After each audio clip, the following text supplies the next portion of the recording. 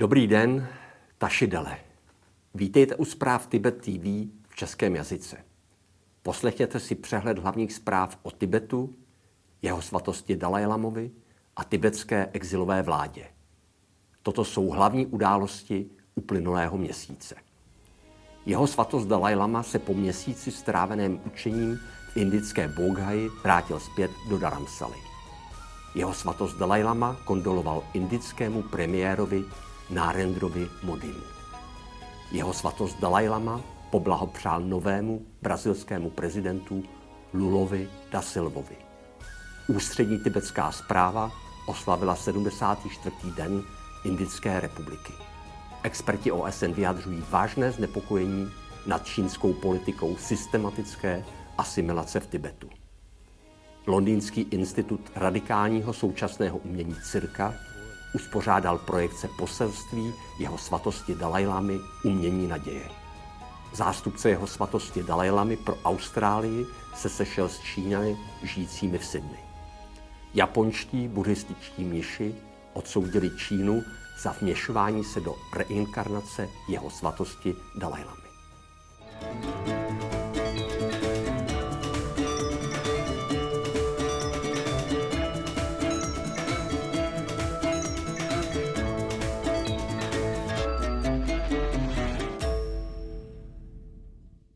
Jeho svatost Dalajlama se po měsíci stráveném učením v indické Bodhgaji vrátil 23. ledna zpět do své rezidence v Dharamsale. Jeho cesta vedla přes Dillí. Na letišti Kangra přivítali jeho svatost po návratu tibetský exilový prezident Siťong Penpa Tsering, místopředsedkyně tibetského exilového parlamentu a zástupci tibetských organizací. S velkou radostí a vřelostí ho vítali také zástupy věřících z řad Tibeťanů i cizinců. Během svého pobytu v Bodhgaji jeho svatost Dalajlama také navštívil místo, kde bude vybudováno Dalajlamovo centrum starověké tibetské a indické vzdělanosti a položil jeho základní kámen. Ceremoniálu položení základního kamene se zúčastnili významní indičtí hodnostáři. Během své zastávky v Dillí přednesl jeho svatost Dalajlama projev v Indickém institutu veřejné správy. Hovořil o karuně, soucitu a o dobré správě věcí veřejných. Ve svém projevu řekl: když mluvíme o karuně, soucitu a ahimse, míru, nemyslíme na rozdíly mezi námi, ale spíš na to, v čem jsme si podobní. Tam, kde panuje soucit, přirozeně přichází také mír. Když sobě máte karunu, soucit, dává vám to vnitřní sílu a sebevědomí. A na tomto základě můžete nahlížet na ostatní lidské bytosti jako na své bratry a sestry. Když se jeho svatost Dalajlama doslechl o skonu matky indického premiéra Narendry Modiho, napsal mu: abych vyjádřil soustrast a zaslal modlitby ze svatého místa Bodhgaji. Siťong Penpa Tsering také zaslal kondolence jménem ústřední tibetské správy a tibetského lidu. Matka indického premiéra zemřela ve věku 99 let v indickém Gujarátu. Jeho svatost Dalajlama zaslal 1. ledna kondolenční dopis apoštolské nunciatuře, diplomatickému zástupci Vatikánu v Novém Dillí, ve kterém vyjádřil svůj zármutek nad úmrtím emeritního papeže Benedikta XVI. Jeho svatost se za svého duchovního bratra modlil a vyjádřil soustrast členům katolické církve. Řekl, že se ze života papeže Benedikta můžeme ponaučit a dělat vše, co je v našich silách, abychom přispěli k náboženské harmonii a celosvětovému míru.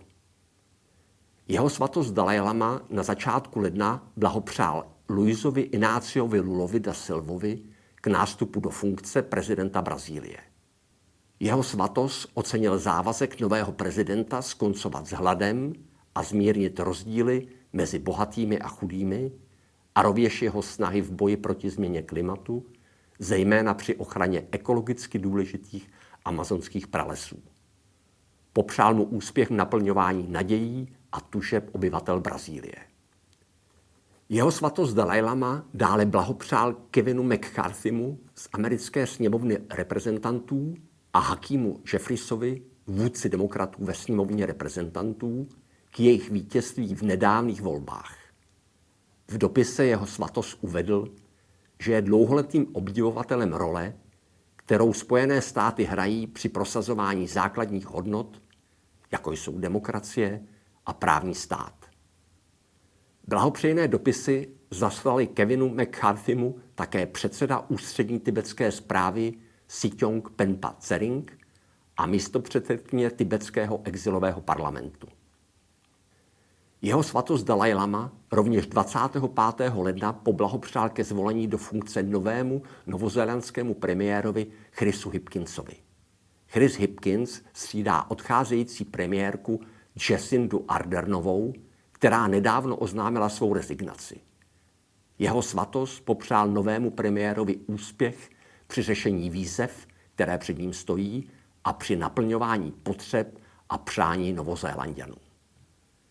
Blahopřání ke zvolení 41. premiérem Nového Zélandu zaslal Chrisi Hipkinsovi také Siťong Penpa Tsering, demokraticky zvolený vůdce ústřední tibetské správy.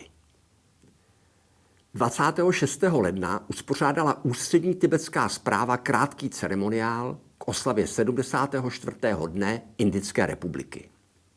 Siťong Penpa Tsering po oslavě v rozhovoru pro média řekl: bez pomoci a podpory vlády a lidu Indie bychom nebyli tam, kde jsme dnes. A proto oslavujeme a radujeme se společně s vládou a obyvateli Indie, kterým jsme hluboce zavázáni. Siťong také řekl: ačkoliv neslavíme, cítíme současně touhu vrátit se domů do Tibetu a uspořádat oslavu, které by se mohl zúčastnit a na kterou by mohl být hrdý každý Tibeťan. S ohledem na neustálý čínský útlak a systematickou kontrolu jakéhokoliv projevu tibetské kulturní identity vyjádřila skupina 4 lidskoprávních expertů OSN vážné znepokojení nad politikou akulturace a asimilace tibetské kultury v Čínou okupovaném Tibetu. Odborníci OSN uvedli, že navzdory opačným tvrzením Číny představuje čínský systém internátních škol v Tibetu rozsáhlý program asimilace Tibeťanů do většinové čínské kultury. Zpráva byla zaslána v listopadu 2022 a v souladu s příslušnými postupy byla nedávno zveřejněna.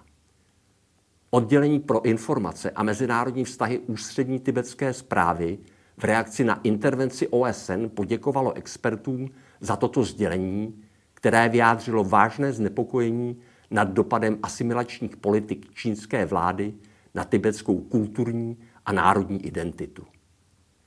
Mezi 4 odborníky OSN, kteří zprávu připravili, patří zvláštní zpravodaj OSN pro otázky menšin, zvláštní zpravodaj pro oblast kulturních práv, zvláštní zpravodaj pro právo na vzdělání a zvláštní zpravodaj pro svobodu vyznání a náboženského přesvědčení. Londýnský kulturní institut radikálního současného umění Circa uvedl 2. ledna na veřejných světelných billboardech v několika městech po celém světě premiéru svého nového uměleckého díla s názvem Umění naděje jeho svatosti Dalaj Lamy. Zástupce jeho svatosti Dalaj Lamy se v Londýně v předvečer premiéry zúčastnil večeře, na které společně se zakladatelem Circa, uměleckým ředitelem Josephem O'Connorem, oslovil místnost plnou novinářů a umělců. Poté se všichni odebrali na náměstí Piccadilly Circus, kde se rozzářil billboard v barvách tibetské národní vlajky s vyobrazením božské a klidné tváře jeho svatosti Dalaj Lamy. Každodenní videoprojekce se konaly až do konce ledna v Londýně, Berlíně, Melbourne a Los Angeles. Zástupce jeho svatosti Dalaj Lamy v Austrálii se v lednu setkal s několika čínskými spisovateli, vědci a prodemokratickými aktivisty působícími v Sydney a pozdravil všechny čínské přátele u příležitosti čínského nového roku. Zdůraznil potřebu větší interakce mezi čínským a tibetským lidem, aby se posílilo přátelství mezi oběma komunitami a prohloubilo se porozumění tibetské otázce mezi Číňany. Během setkání vyjádřili čínští přátelé solidaritu s pokojným a nenásilným bojem tibetského lidu za obnovení jeho svobody. Setkání se zúčastnilo více než 40 čínských spisovatelů, vědců a prodemokratických aktivistů žijících v Sydney. 24. ledna navštívili představitelé japonských buddhistických organizací Tibetský úřad v Japonsku a setkali se zástupcem jeho svatosti Dalajlámy pro Japonsko. Generální tajemník japonské buddhistické konference, reverend Eikan Mizutani, nedávno vydal jménem celé organizace prohlášení, v němž odsuzuje Čínu za zasahování do výběru tibetských inkarnovaných lámů a za to, že si nárokuje právo jmenovat reinkarnaci 14. Dalajlámy. V prohlášení napsal: toto je naprostá urážka náboženské komunity na celém světě, zejména buddhistů. Naši členové se rozhodli, že nazrál čas vydat prohlášení, v němž objasní náš postoj a požádají čínské úřady, aby Tibeťanům umožnili svobodně vyznávat jejich víru a přestali zasahovat do výběru dalšího Dalajlamy. Zástupce jeho svatosti poděkoval delegaci za její iniciativu, vyjádřené znepokojení a výzvu čínské vládě, aby nezasahovala do tibetských náboženských záležitostí. Jako výraz poděkování jim předal tradiční tibetské bílé šátky khatagi.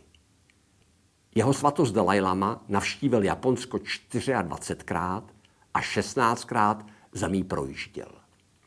Většina návštěv byla na pozvání japonských klášterů a buddhistických organizací. Japonští praktikující buddhisté i japonský lid velmi oceňují jeho učení o lásce, soucitu a nenásilí.